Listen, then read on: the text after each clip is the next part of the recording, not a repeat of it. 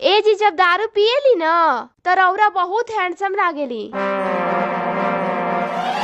लेकिन आज तो हम दारू नहीं पीले। तो हम न पीले बानी।